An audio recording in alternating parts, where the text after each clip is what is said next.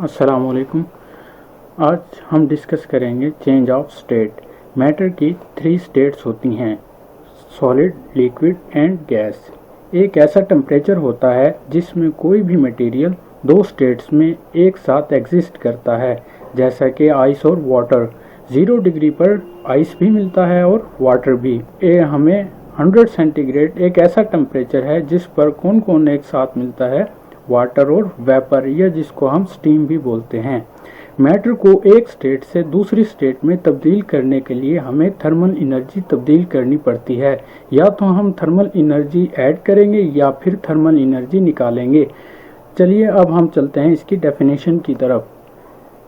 Matter can be change from one state to another.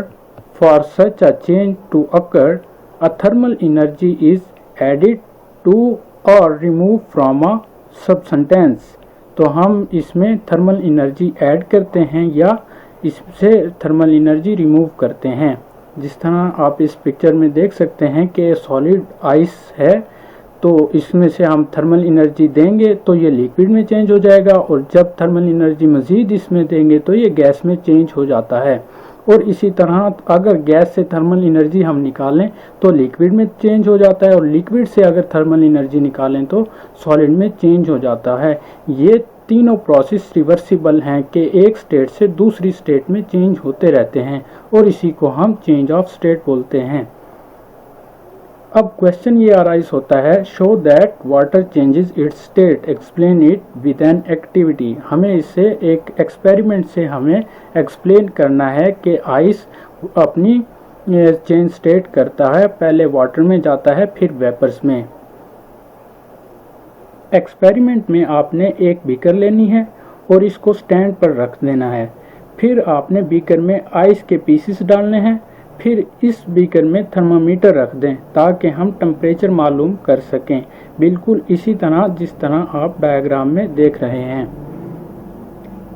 फिर आपने beaker के नीचे बर्नर रखना है। आप देखेंगे कुछ देर बाद आइस मेल्ट होना स्टार्ट हो जाएगी। आप देखेंगे कि आइस और वाटर का मिक्सचर बनना स्टार्ट हो जाएगा, लेकिन टेम्परेचर 0 डिग्री से ज़्यादा नहीं होगा। इसी 0 डिग्री टेम्परेचर पर आइस मुकम्मल तौर पर वाटर में चेंज हो जाएगी। इसी को हम चेंज ऑफ स्टेट कहते हैं। अगर आप फर्दर इसको हीट करते रहेंगे तो टेम्परेचर 0 डिग्री से इंक्रीज होना स्टार्ट हो जाएगा। इस फिगर में आप देख सकते हैं कि वाटर अब लिक्विड स्टेट से वेपर स्टेट में चेंज हो रहा है।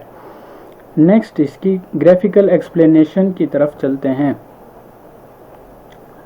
ग्राफिकल एक्सप्लेनेशन में अब ज़रा ध्यान से ग्राफ को देखिए तो इसमें आपको 5 पार्ट्स नज़र आएंगे। सबसे पहले A to B ग्राफ को देखेंगे तो टेम्परेचर -20 सेंटीग्रेड से 0 सेंटीग्रेड तक इंक्रीज कर रहा है। जब 0 डिग्री सेंटीग्रेड पर टेम्परेचर पहुंचेगा तो आइस मेल्ट होना स्टार्ट हो जाएगी। फिर B to C देखेंगे तो आपको स्ट्रेट लाइन नज़र आएगी। इसका मतलब टेम्परेचर 0 डिग्री ही है। इस टेम्परेचर पर हमें आइस और वाटर का मिक्सचर मिलता है। फिर D to C देखें तो टेम्परेचर 0 डिग्री से इंक्रीज करता है और 100 सेंटीग्रेड टेम्परेचर तक इसमें एनर्जी ऐड होती रहती है। फिर D to E देखें, जैसे ही टेम्परेचर 100 सेंटीग्रेड पर पहुंचता है तो वाटर वेपर्स में चेंज होना स्टार्ट करता है, और इस टेम्परेचर पर हमें वाटर और वेपर्स का मिक्सचर मिलता है।